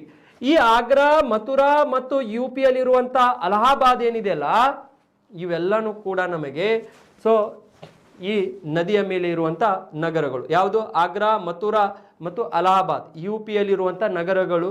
ಆ ಯು ಪಿಯಲ್ಲಿರುವಂಥ ನಗರಗಳು ಈ ನದಿಯ ದಡದಲ್ಲಿ ಕಂಡು ಬರ್ತಾವೆ ಸ್ನೇಹಿತರೆ. ನೆಕ್ಸ್ಟ್ ದೆಹಲಿನೂ ಕೂಡ ಈ ನದಿಯ ದಡದಲ್ಲಿದೆ. ಹಾಗಾಗಿ ಈ ಯಮುನಾ ನದಿ ನಮಗೆ ಏನಾಗತ್ತೆ ಅಂದ್ರೆ ಇಂಪಾರ್ಟೆಂಟ್ ಆಗತ್ತೆ. ಇದು ಪ್ರಮುಖ ಇದರ ಉಪನದಿ. ನೆಕ್ಸ್ಟು ಈ ಯಮುನಾ ನದಿಯ ಇದರ ಉಪನದಿಗಳು ನೋಡ್ರಿ. ಎದರದು? ಯಮುನಾ ನದಿಯ ಉಪನದಿಗಳು ನಾವು ನೋಡಿದಾಗ ಕೆಲವೊಂದು ಎದರದು ಕೂಡ ಉಪನದಿಗಳು ಇದಾವೆ. ನಮಗೆ ಚಂಬಲ್, ಹೌದಾ? ಚಂಬಲ್ ನಂಬರ್ 1 ನೋಡಿ ಸ್ನೇಹಿತರೆ, ಇದರ ಉಪನದಿ ಚಂಬಲ್. ಚಂಬಲ್ ಎದರ ಉಪನದಿ? ಇದು ಯಮುನಾ ನದಿಯ ಉಪನದಿ. ಯಾವುದು? ಚಂಬಲ್. ಸೊ ಸಿಯ ಚಂಬಲ್ ನದಿ ಅಂತ ಕರಿತೇವೆ ಸ್ನೇಹಿತರೆ. ಯಾವುದು? ಚಂಬಲ್. ಈ ಚಂಬಲ್ ನದಿ ನಮಗೆ ಯಮುನಾ ನದಿಯ ಉಪನದಿ ಚಂಬಲ್. ಈಗ ನೋಡಿ, ಚಂಬಲ್ ನದಿ ನಮಗೆ ಈ ಮಧ್ಯಪ್ರದೇಶದ ಹತ್ತಿರ ಇಂದೋರ್ ಬರುತ್ತೆ. ಮಧ್ಯಪ್ರದೇಶದ ಹತ್ತಿರ ಇಂದೋರ್ ಈ ಭಾಗದಿಂದ ಹುಟ್ಟಿ ಈ ರೀತಿ ಬರುತ್ತೆ. ಮಧ್ಯಪ್ರದೇಶದ ಹತ್ತಿರ ನಮಗೆ ಇಂದೋರ್. ಅಂದ್ರೆ ಮಧ್ಯಪ್ರದೇಶದ ಹತ್ತಿರ ಅಂದ್ರೆ ಇಲ್ಲಿ ಯಾವ ಶ್ರೇಣಿಗಳು ಕಂಡುಬರ್ತಾವ ಅಂದ್ರೆ ಸ್ನೇಹಿತರೆ, ವಿ ಕ್ಯಾನ್ ಸೇ ದ್ಯಾಟ್ ಇಲ್ಲಿ ನಮಗೆ ಈ ಮಧ್ಯಪ್ರದೇಶದ ಹತ್ತಿರ ನಮಗೆ ಯಾವ ಶ್ರೇಣಿಗಳು ಇಲ್ಲಿದಾವ ಅಂದ್ರೆ ವಿಂಧ್ಯ. ಯಾವುದು? ವಿಂಧ್ಯ. ಈ ವಿಂಧ್ಯ ಶ್ರೇಣಿ ಕಡೆಯಿಂದ ಬರುತ್ತೆ. ಹೌದಾ? ನೀವು ಮಧ್ಯಪ್ರದೇಶ ನೆನ್ಪಿಟ್ಕೋರಿ ಅಥವಾ ವಿಂಧ್ಯ ಶ್ರೇಣಿ ರತ್ ನೆನ್ಪಿಟ್ಕೋರಿ. ಅಲ್ಲಿದಿಂದ ಈ ನದಿಯು ಏನಾಗತ್ತೆ ಅಂದ್ರೆ ಈ ರೀತಿ ಬಂದು ಸ್ನೇಹಿತರೆ, ನೆಕ್ಸ್ಟು ಈ ರೀತಿ ಇಲ್ಲಿ ರಾಜಸ್ಥಾನ್ ಗಡಿ ಮತ್ತು ಮಧ್ಯಪ್ರದೇಶದ ಗಡಿಯ ಮುಖಾಂತರ ಹಾದು ನೆಕ್ಸ್ಟ್ ಇದು ಯು ಪಿ. ಈಗ ನೋಡ್ರಿ, ಯು ಪಿಯಲ್ಲಿ ಹೋಗಿ ಯಮುನಾ ನದಿಯನ್ನು ಕೂಡುತ್ತದೆ. ಯಾವ ನದಿ? ಚಂಬಲ್. ಪ್ಲೀಸ್ ರಿಮೆಂಬರ್ ದ್ಯಾಟ್ ಈ ಚಂಬಲ್ ನದಿ ಏನು ಸ್ನೇಹಿತರೆ? ಯಾವ ನದಿ? ಚಂಬಲ್ ಅಂತ ಕರಿತೇವೆ. ಏನಂತ ಕರಿತೇವೆ ನಾವು? ಚಂಬಲ್ ನದಿ. ನಾವು ನೋಡಿದಾಗ ಇದು ನಮಗೆ ಚಂಬಲ್ ನದಿ. ಚಂಬಲ್ ಮಧ್ಯಪ್ರದೇಶದ ಇಂದೋರ್ ಅಥವಾ ವಿಂಧ್ಯ ಶ್ರೇಣಿಯಲ್ಲಿ ಹುಟ್ಟಿ ನಂತರ ಈ ನದಿ ಸ್ನೇಹಿತರೆ ರಾಜಸ್ಥಾನ್ ಮತ್ತು ಮಧ್ಯಪ್ರದೇಶ್ ಇವೆರಡರ ಗಡಿಯ ಮುಖಾಂತರ ಯು ಪಿಯಲ್ಲಿ ಯಮುನಾ ನದಿಯನ್ನು ಕೂಡುತ್ತದೆ. ಯಾವುದು? ಚಂಬಲ್. ಹೌದಾ? ಈಗ ಈ ಚಂಬಲ್ ನದಿ ಒಳಗೆ ಏನಿದೆ ಅಂದ್ರೆ ಸ್ನೇಹಿತರೆ ನಮಗೆ ಘರಿಯಾಲ್ಗಳು ಕಂಡು ಬರ್ತವೆ. ಏನು? ಘರಿಯಾಲ್. ಈ ಚಂಬಲ್ ನದಿಯಲ್ಲಿ ನಮಗೆ ಏನು ಕಂಡು ಬರುತ್ತೆ ಅಂದ್ರೆ please remember that gharial. So ಏನಿದಾವೆ ಇದರಲ್ಲಿ? ಘರಿಯಾಲ್. ಈ ಘರಿಯಾಲ್ ಅಂದ್ರ ನಿಮಗೆ ಗೊತ್ತಿರಬಹುದು ಕೆಲವೊಬ್ಬರಿಗೆ. ಘರಿಯಾಲ್ ಘರಿಯಾಲ್ ಅಂದ್ರೆ ಉದ್ದ ಮೋತಿಯ ಮೊಸಳೆಗಳು ಸ್ನೇಹಿತರೆ. ಮೊಸಳೆ. ಯಾವುದು? ಉದ್ದ ಮೋತಿಯ ಮೊಸಳೆ. ನಾವು ಇದನ್ನ ನೆನ್ಪಿಟ್ಕೋಬೇಕಾಗತ್ತೆ. ಹೌದಾ? ಸೊ ಕ್ರೊಕೊಡೈಲ್ಸ್ ಅಂತ ಕರಿತೀರಿ ನೀವು. ಉದ್ದ ಮೋತಿಯ ಮೊಸಳೆಗಳು ಈ ಚಂಬಲ್ ನದಿಯಲ್ಲಿ ನಮಗೆ ಕಂಡು ಬರ್ತಾವೆ. ಇವು ಅಳಿವಿನಂಚಿನಲ್ಲಿದ್ದಾವೆ, ತೀವ್ರ ಅಳಿವಿನಂಚಿನಲ್ಲಿದ್ದಾವೆ. ಕೆಂಪು ದತ್ತಾಂಶದ ಪುಸ್ತಕದಲ್ಲಿ ಇದನ್ನು ಏನು ಮಾಡಿದ್ದಾರೆ ಅಂದ್ರೆ ದಾಖಲೆ ಮಾಡಿದ್ದಾರೆ ಸ್ನೇಹಿತರೆ. ನಿಮ್ಮ ಕ್ವಶನ್ಸ್ ಕೇಳ್ತಾರೆ, ಗರಿಯಾಲ್ಗಳು ಯಾವ ನದಿಯಲ್ಲಿ ಕಂಡು ಬರುತ್ತವೆ ಅಂದ್ರೆ ಚಂಬಲ್ ನದಿಯಲ್ಲಿ ಕಂಡು ಬರುತ್ತದೆ. ಚಂಬಲ್ ನದಿಯು ಯಮುನಾ ನದಿಯ ಉಪನದಿಯಾಗಿದೆ. ಹೌದಾ? ಹಾಗಾಗಿ ಈ ಚಂಬಲ್ ಏನಿದೆ ಅಲ್ಲ ಇದು ಇಂಪಾರ್ಟೆಂಟ್ ನಮಗೆ. ಇದರೊಳಗೆ ಘರಿಯಾಲ್ಗಳು ಕಂಡು ಬರ್ತಾವೆ. Okay fine. ಇವು ಮೊಸಳೆಗಳು, ಘರಿಯಾಲ್ಗಳು.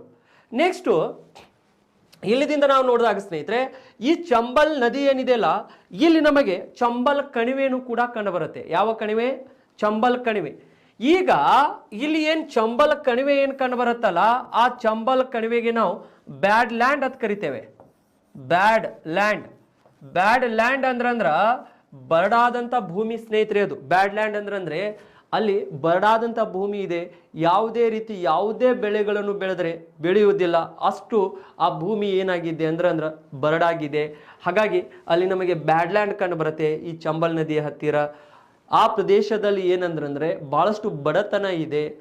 ಅದಕ್ಕೆ ಅದು ಈ ಚಂಬಲ್ ಕಣಿವೆ ಹತ್ತಿರ ಇರುವಂಥ ಮಧ್ಯಪ್ರದೇಶದ ಭಾಗವು ಅದು ಬಹಳಷ್ಟು ಬ್ಯಾಕ್ವರ್ಡ್ ಇದೆ. ಅದಕ್ಕೆ ನಿಮಗೆ ಒಂದು ಬೇಕಾದ್ರೆ ಒಂದು ಮೂವಿ ನೋಡಿ ನೀವು, ಚಂಬಲ್ ಕಣಿವೆ ಒಳಗೆ ಆಗಿರುವಂಥ ಒಂದು ಮೂವಿ ಪುಲನ್ ದೇವಿ. ಯಾವುದು? ಪುಲನ್ ದೇವಿ ಅಂತ ಒಂದು ಮೂವಿ ಇದೆ. ಆ ಮೂವಿಯನ್ನು ನೀವು ಒಂದು ಸ್ವಲ್ಪ ಚೆನ್ನಾಗಿ ನೋಡ್ಕೊಳ್ಳಿ. ಆ ಚಂಬಲ್ ಕಣಿವೆಯಲ್ಲಿ ಏನೇನು ಆಗತ್ತೆ ಅಂತ ನಿಮಗೆಲ್ಲ ಹಿಸ್ಟ್ರಿನೂ ಗೊತ್ತಾಗತ್ತೆ. ಹೌದಾ? ಒಬ್ಬಕ್ಕಿನೇ ಮಹಿಳೆ ಪುಲನ್ ದೇವಿ ಯಾವ ರೀತಿ ಫೈಟ್ ಮಾಡ್ತಾಳೆ ಆ ಕಣಿವೆಯಲ್ಲಿ, ನಿಮ್ಮ ಪ್ರತಿ ಇಂಚು ಗೊತ್ತಾಗತ್ತೆ. ಅಂಥ ಮೂವಿಗಳನ್ನು ನೋಡಿ, ನಿಮ್ಮ ಸ್ಟಡಿಗೂ ಅನುಕೂಲ ಆಗತ್ತೆ, ನಿಮಗೂ ಅನುಕೂಲ ಆಗತ್ತೆ. ಗೊತ್ತಾಯ್ತಾ? ಸೊ ನೆಕ್ಸ್ಟು ಇಲ್ಲಿದಿಂದ ಇದರ ಇನ್ನೊಂದು ಪ್ರಮುಖ ನದಿ ನಾವು ನೋಡಬೇಕಾಗತ್ತೆ. ಯಾವ ನದಿ ಇದೆ ಅಂದ್ರೆ ಸ್ನೇಹಿತರೆ, ಇಲ್ಲಿದೆ ನಮಗೆ ಬೇಟ್ವಾ. ಇದರ ಇನ್ನೊಂದು ನಾವು ಪ್ರಮುಖ ಯಮುನಾ ನದಿಯ ಪ್ರಮುಖ ಉಪನದಿ ಬೇಟ್ವಾ. ಎರಡನೇದು ಯಾವುದಿದೆ? ಬೇಟ್ವಾ. ಹೌದಾ? ಚಂಬಲ್ ಆದ್ಮೇಲೆ ಬೇಟ್ವಾ. ಈಗ ನೋಡಿ, ಬೇಟ್ವಾ ನದಿ ನಾವು ನೋಡಿದಾಗ ಇದರ ಪ್ರಮುಖ ಉಪನದಿ ಯಾವುದಿದೆ? ಬೇಟ್ವಾ. ಸಿಆರ್ ಬೇಟ್ವಾ ನಾವು ನೋಡ್ಬೇಕಾಗತ್ತೆ. ಬೇಟ್ವಾ ನೋಡಿ, ಈ ಬೇಟ್ವಾ ನದಿಯು ನಮಗೆ ಇಲ್ಲಿ ನೋಡಿ, ಬೇಟ್ವಾ ನದಿ ಮಧ್ಯಪ್ರದೇಶದಲ್ಲಿನೇ ಹುಟ್ಟಿ ಈ ರೀತಿ ಹೋಗತ್ತೆ, ಯಮುನಾ ನದಿಗೆ ಬಂದು ಕೂಡತ್ತೆ UPಯಲ್ಲಿ.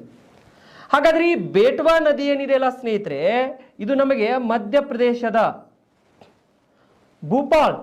ಹೌದಾ? ಮಧ್ಯಪ್ರದೇಶದ ಭೂಪಾಲ್ ಅಂತ ಕರಿತೇವೆ. ಭೂಪಾಲ್ ಮಧ್ಯಪ್ರದೇಶದ. ಈ ಮಧ್ಯಪ್ರದೇಶದ ಭೂಪಾಲ್ ಏನಿದೆಯಲ್ಲ, ಇಲ್ಲಿ ನಮಗೆ ಈ ಭಾಗದಲ್ಲಿ ನಮಗೆ ಸಾತ್ಪುರ, ಯಾವುದು? ಸಾತ್ಪುರ ಶ್ರೇಣಿಗಳು ಕಂಡು ಬರ್ತವೆ. ಸಾತ್ಪುರ್ ಶ್ರೇಣಿಗಳು. But you should remember that, ನಾವು ಏನು ನೆನ್ಪಿಟ್ಕೋಬೇಕಾಗಿದೆ ಅಂದ್ರ ಮಧ್ಯಪ್ರದೇಶದಲ್ಲಿ ಅಂತ ನೆನ್ಪಿಟ್ಕೋಬೇಕಾಗಿದೆ. ಎಲ್ಲಿ? ಮಧ್ಯಪ್ರದೇಶದ ಭೂಪಾಲದ ಹತ್ತಿರ ಬೇಟ್ವಾ ಅನ್ನುವಂಥ ನದಿಯು ಹುಟ್ಟಿ ನೆಕ್ಸ್ಟು UPಯಲ್ಲಿ ಯಮುನಾ ನದಿಯನ್ನು ಕೂಡುತ್ತದೆ. ಎಲ್ಲಿ? UPಯಲ್ಲಿ ನಮಗೆ UPಯಲ್ಲಿ ಯಾವ ನದಿಯನ್ನು ಕೂಡುತ್ತದೆ? ಇದು ಯಮುನಾ ನದಿಯನ್ನು ಕೂಡುತ್ತದೆ ಸ್ನೇಹಿತರೆ.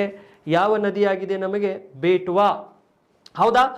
ಈಗ ಇವೆರಡು, ಈ ಚಂಬಲ್ ನದಿ ನಮಗೆ ಇಲ್ಲಿರುವಂಥ ಈ ಚಂಬಲ್ ನದಿ, ಇಲ್ಲಿರುವಂಥ ಇದು ಬೇಟ್ವಾ ನದಿ, ಇವೆರಡನ್ನು ಲಿಂಕ್ ಮಾಡ್ತಾ ಇದ್ದಾರೆ ಸ್ನೇಹಿತರೆ, ಇವೆರಡು ನದಿಗಳನ್ನು. ಹೌದಾ? ಇವೆರಡು ನದಿಗಳನ್ನು ಜೋಡಣೆ ಮಾಡಿದಾಗ ಅಲ್ಲಿ ಏನಾಗತ್ತೆ ಅಂದ್ರ ಇಲ್ಲಿರುವಂಥ ಸಸ್ಯವರ್ಗಗಳು ಅಲ್ಲಿರುವಂಥ ಪ್ರಾಣಿಗಳು ಏನಾಗ್ತಾವಂದ್ರ ನಶಿಸಿ ಹೋಗ್ತಾವೆ. ಯಾಕಂದ್ರೆ ಇವೆರಡು ನದಿಗಳನ್ನು ನಾವು ಲಿಂಕ್ ಮಾಡುವಾಗ ಇಲ್ಲಿದಿಂದ ಏನಂದ್ರ ಹಲವಾರು ಪರಿಸರ ವ್ಯವಸ್ಥೆ ಏನಾಗತ್ತೆ ಅಂದ್ರೆ ಹಾಳಾಗತ್ತೆ ಸ್ನೇಹಿತರೆ. ಇಲ್ಲಿ ಮಧ್ಯಪ್ರದೇಶದಲ್ಲಿನೇ ಅತಿ ಹೆಚ್ಚು ಅರಣ್ಯ ಇದೆ ಅಂತ ನಾವು ಹೇಳ್ತೇವೆ. ಹೌದಾ? Highest forest is located wear ಇನ್ ಮಧ್ಯಪ್ರದೇಶ್. ಹಾಗಾಗಿ ಈ ಭಾಗದಲ್ಲಿ ನಮಗೆ ಒಂದು ಪನ್ಹಾ, ಹೌದಾ, ಪನ್ಹಾ ಅನ್ನುವಂಥ ನ್ಯಾಷನಲ್ ಪಾರ್ಕ್ ಇದೆ, ರಾಷ್ಟ್ರೀಯ ಉದ್ಯಾನವನ ಪನ್ಹಾ. ಆ ಪನ್ಹಾ ರಾಷ್ಟ್ರೀಯ ಉದ್ಯಾನವನಕ್ಕೂ ಹಾನಿಯಾಗತ್ತೆ ಸ್ನೇಹಿತರೆ ಇವೆರಡು ನದಿಗಳನ್ನು ಲಿಂಕ್ ಮಾಡುವುದರಿಂದ. ಅದಕ್ಕೆ ಈ ಚಂಬಲ್ ಮತ್ತು ಬೇಟ್ವಾ ನದಿಗಳು ಇವು ಯಮುನಾ ನದಿಯ ಉಪನದಿಗಳು. ಇದನ್ನು ನೀವು ನೆನ್ಪಿಟ್ಕೊಳ್ಳಿ. ನೆಕ್ಸ್ಟು ಇಲ್ಲಿದಿಂದ ಇದರ ಇನ್ನೊಂದು ಪ್ರಮುಖ ಉಪನದಿ ಯಾವ್ದು ಬರುತ್ತೆ ಅಂದ್ರ ಮೂರನೇದು ನಾವು ನೋಡಿದಾಗ ಸ್ನೇಹಿತರೆ, ಯಮುನಾ ನದಿಯ ಉಪನದಿ ನಾವು ಮೂರನೇದು ನೋಡಿದಾಗ ಕೇನ್ ಅಂತ ಬರುತ್ತೆ. ಯಾವುದು? ಕೇನ್. ಕೇನ್ ಕೇನ್ ಉಪನದಿ. ಈಗ ನೋಡಿ, ಇದರ ಒಂದು ಕೇನ್ ಉಪನದಿ ಏನಿದೆಯಲ್ಲ ಇದನ್ನು ಕೂಡ ನಾವು ನೋಡಿದಾಗ ಕೇನ್ ಅಂತ ನೋಡೋಣ. ಈಗ ನೋಡಿ, ಈ ಕೇನ್ ನದಿನೂ ಕೂಡ ನಮಗೆ ಮಧ್ಯಪ್ರದೇಶದಿಂದ ಬರುತ್ತೆ. ಹಾಗಾದ್ರೆ ಈ ಮಧ್ಯಪ್ರದೇಶ ಕಡೆಯಿಂದ ಬಂದು ನೆಕ್ಸ್ಟ್ UP ಒಳಗೆ ಹೋಗಿ ಯಾವ ಇದು ಕೇನ್ ನದಿ ಅಂತ ಕರಿತೇವೆ ಸ್ನೇಹಿತರೆ, ಕೇನ್ ನದಿ ಇದು. ಹೌದಾ? ಕೇನ್ ನದಿ ಮಧ್ಯಪ್ರದೇಶದಿಂದ ಹೋಗಿ UP ಒಳಗೆ ಯಮುನಾ ನದಿಯನ್ನು ಕೂಡುತ್ತದೆ. ಈ ಕೇನ್ ನದಿನೂ ಕೂಡ ನಮಗೆ ಇಲ್ಲಿ ಕೈಮೂರ್ ಹಿಲ್ಸ್ ಹತ್ತಿರ, ಹೌದಾ? ಈಗ ನಾವು ಕೈಮೂರ್ ಹಿಲ್ಸ್ ಅಂದ್ರೆ ಇವು ಕೂಡ ನಮಗೆ ಏನಂದ್ರೆ ಮಧ್ಯಪ್ರದೇಶದ ಕಡೆಗೆ ಕಂಡು ಬರುವಂಥವು, ಮಧ್ಯಪ್ರದೇಶ ಮತ್ತು ಛತ್ತೀಸ್ಗಢ ಗಡಿಯಲ್ಲಿ. ಆದರೆ ನಾವು ಮಧ್ಯಪ್ರದೇಶ ಅಂತ ಹೇಳಬೇಕಾಗತ್ತೆ. ಈ ಭಾಗದಲ್ಲಿ ನಮಗೆ ಈ ಕೈಮೂರ್ ಹಿಲ್ಸ್ ಅಂದ್ರೆ ಈ ಭಾಗದಿಂದ ಕೈಮೂರ್ ಬೆಟ್ಟಗಳದಿಂದ ಹೋಗಿ ನೆಕ್ಸ್ಟ್ ಎಲ್ಲಿಗೆ ಹೋಗಿ ಕೂಡತ್ತೆ ಅಂದ್ರ ಈ ಯಮುನಾ ನದಿಗೆ ಹೋಗಿ ಕೂಡತ್ತೆ ಸ್ನೇಹಿತರೆ. ಇದು ಕೇನ್ ನದಿ. ಇದನ್ನು ಕೂಡ ನೀವು ಏನು ಮಾಡಬೇಕಾಗಿದೆ ಅಂದ್ರೆ ನೆನ್ಪಿಟ್ಕೋಬೇಕಾಗಿದೆ. ಇವು ಪ್ರಮುಖ ಉಪನದಿಗಳು ಯಾವ್ಯಾವು? ಚಂಬಲ್, ಬೇಟ್ವಾ ಮತ್ತು ಕೇನ್ ಇದರ ಉಪನದಿಗಳು ಯಮುನಾ ನದಿಯ ಉಪನದಿಗಳು ಸ್ನೇಹಿತರೆ. ಈ ನದಿಗಳನ್ನು ನೀವು ನೆನ್ಪಿಟ್ಕೋಬೇಕಾಗಿದೆ, ಹೌದಾ? ಸೊ ಇದು ನಮಗೆ ಏನಾಗತ್ತೆ ಅಂದ್ರೆ it is very important. Got the point? Next ಅಲ್ಲಿದಿಂದ ನಾವು ಮುಂದೆ ಹೋಗ್ಬೇಕಾಗತ್ತೆ. ಮುಂದೆ ಹೋದಾಗ ಸೊ ಇಲ್ಲಿ ಸೋನ್ ನದಿ ನಾವು ನೋಡ್ಬೇಕಾಗತ್ತೆ. ಇಷ್ಟೆಲ್ಲ ಯಮುನಾ ನದಿಗಳು, ಅದು ಯಮುನಾ ನದಿಯ ಒಂದು ಉಪನದಿನೂ ಆಯಿತು. ನೆಕ್ಸ್ಟ್ ನಾವು ಏನು ನೋಡಬೇಕಾಗಿದೆ ಅಂದ್ರೆ ಸೋನ್ ನದಿಯನ್ನು ನಾವು ನೋಡಬೇಕಾಗಿದೆ ಸ್ನೇಹಿತರೆ. ಇದು ಅಮರಕಂಟಕ. ನೆಕ್ಸ್ಟ್ ನಾವು ಇಲ್ಲಿ ನೋಡೋಣ ಯಾವ ನದಿ ನೋಡಬೇಕಾಗಿದೆ? ಸೋನ್ ನದಿ. ಹಾಗಾದ್ರೆ ಈಗ ಇಷ್ಟೆಲ್ಲ ನೀವು ನೋಡಿದಿರಿ. ಯಾವ ನದಿ ನೋಡಿದಿರಿ? ಸೊ ಕೇನ್ ನೋಡಿದಿರಿ, ಬೇಟ್ವಾ ನೋಡಿದಿರಿ, ಆಮೇಲೆ ಚಂಬಲ್ ನೋಡಿದಿರಿ, ಯಮುನಾ ನದಿಯ ಉಪನದಿಗಳು. ಈಗ ನಮಗೆ ಸೋನ್ ನದಿ ಯಾವುದು? ಸೋನ್. ಹಾಗಾದ್ರೆ ಈ ಸೋನ್ ನದಿ ಏನಿದೆಯಲ್ಲ ಸ್ನೇಹಿತರೆ, ಈ ನದಿ ಕೂಡ ನಮಗೆ ಒಂದು ಸ್ವಲ್ಪ ಇಂಪಾರ್ಟೆಂಟ್ ಆಗತ್ತೆ. ಈಗ ಇಂಪಾರ್ಟೆಂಟ್ ಆದಾಗ ಇದು ನಮಗೆ ಅಮರಕಂಟಕ ಶ್ರೇಣಿಯಲ್ಲಿ ಸೋನ್ ನದಿ. ಹಾಗಾದರೆ ಈ ಅಮರಕಂಟಕ ಶ್ರೇಣಿಗಳು ನಮಗೆ ಛತ್ತೀಸ್ಗಢ ಕಡೆಗೆ ಕಂಡುಬರ್ತಾವೆ. ಅಮರಕಂಟಕ ಶ್ರೇಣಿಗಳು, ಸೋನ್ ನದಿಯು ಅಮರಕಂಟಕ ಶ್ರೇಣಿಯಿಂದ ಮಧ್ಯಪ್ರದೇಶ್. ಈಗ ನೋಡ್ರಿ, ಅಮರಕಂಟಕ ಶ್ರೇಣಿ ಅಂದ್ರ ಛತ್ತೀಸ್ಗಢದ ಅಮರಕಂಟಕ ಶ್ರೇಣಿ ಮತ್ತು ಮಧ್ಯಪ್ರದೇಶ್ ಇದರ ಮುಖಾಂತರ ಹರಿದು ನಂತರ ಈ ನದಿಯು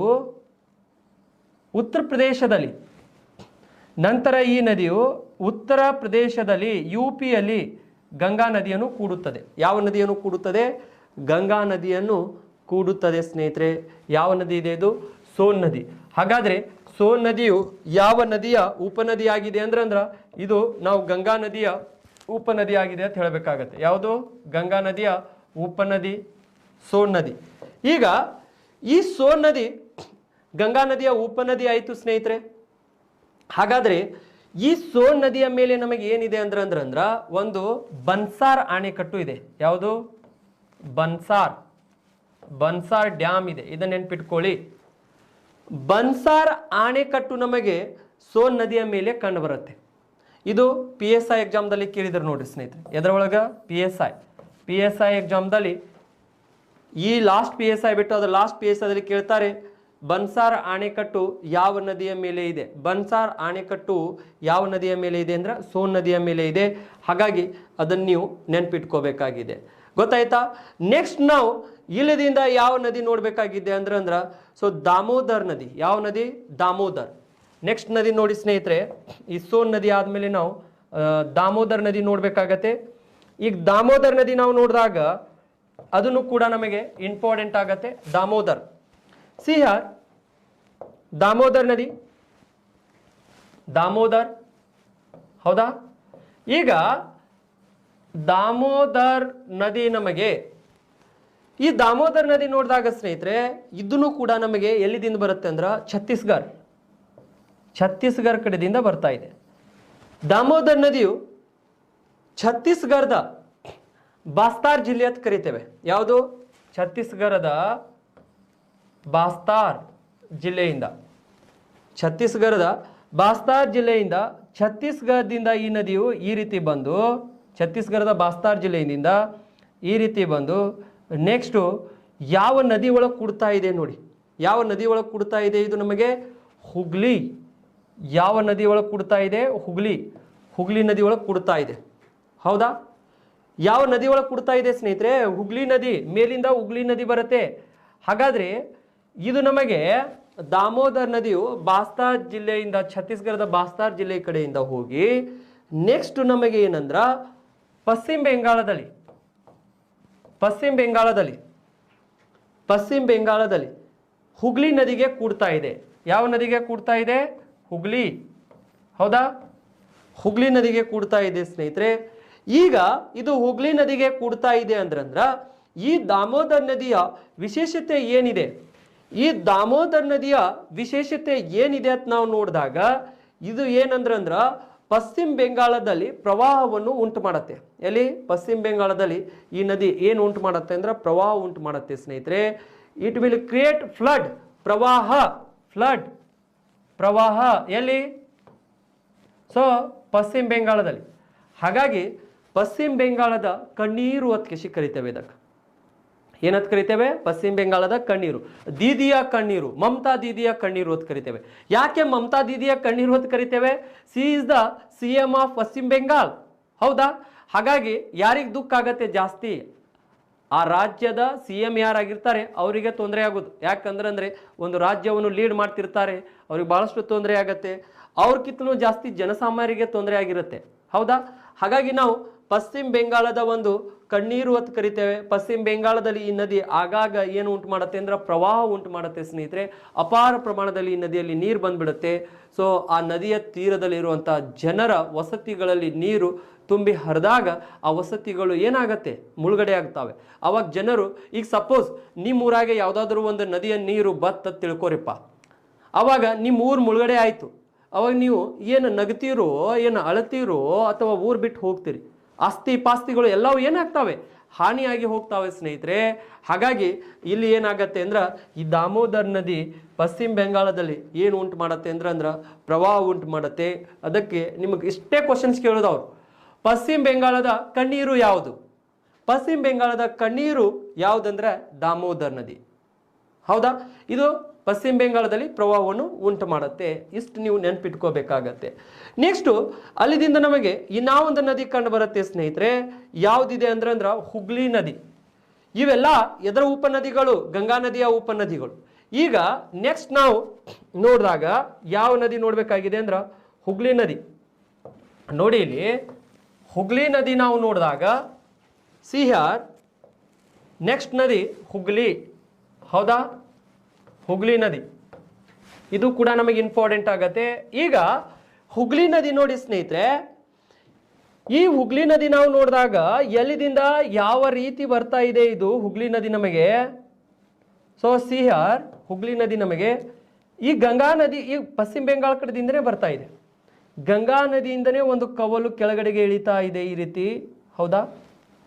ಈ ರೀತಿ ಬಂದು ಇಲ್ಲಿ ಏನಾಗತ್ತೆ ಅಂದ್ರ ಇಲ್ಲಿ ಬಂದು ಯಾವ ನದಿಗೆ ಕೂಡತ್ತೆ ಇದು ನಮಗೆ? ಸಿ ಹಿಯರ್, ಯಾವ ನದಿಗೆ ಅಂದ್ರ ಈ ದಾಮೋದರ್ ನದಿಗೆ ಬಂದು ಕೂಡತ್ತೆ. ನೆಕ್ಸ್ಟ್ ಇದು ಏನಾಗತ್ತೆ ಅಂದ್ರೆ ಬಂಗಾಳ ಕೊಲ್ಲಿ ಕಡೆಗೆ ಹೋಗ್ಬಿಡತ್ತೆ. ಹೌದಾ? ಯಾವ ಕೊಲ್ಲಿ ಕಡೆಗೆ ಹೋಗ್ತಾ ಇದೆ? ಬಂಗಾಳ ಕೊಲ್ಲಿಗೆ ಕಡೆಗೆ ಹೋಗ್ತಾ ಇದೆ. ಸೊ ಈಗ ಈ ನದಿಯ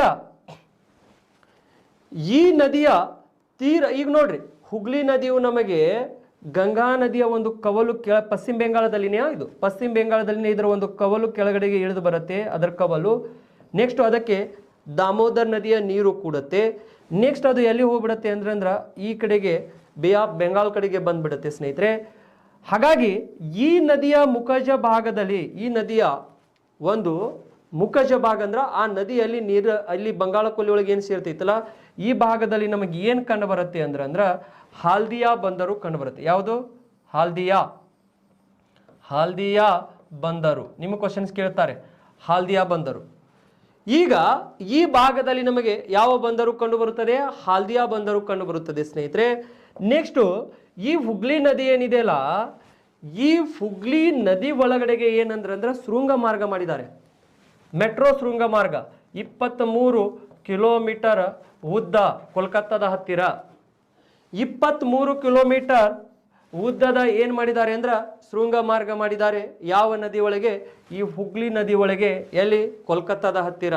ಹಾಗಾಗಿ ಇದನ್ನು ಕೂಡ ನೀವು ಏನು ಮಾಡಬೇಕಾಗಿದೆ ಅಂದ್ರೆ ನೆನ್ಪಿಟ್ಕೋಬೇಕಾಗಿದೆ. ಇಷ್ಟು ಯಾವ ಕಡೆಯಿಂದ ಅಂದ್ರೆ ಈ ಕೆಳಗಡೆ ಕಡೆಯಿಂದ ಈ ಕಡೆಗಿಂದ ಹೋಗುವಂತ ಉಪನದಿಗಳು ನಾವು ನೋಡಿದ್ದೇವೆ.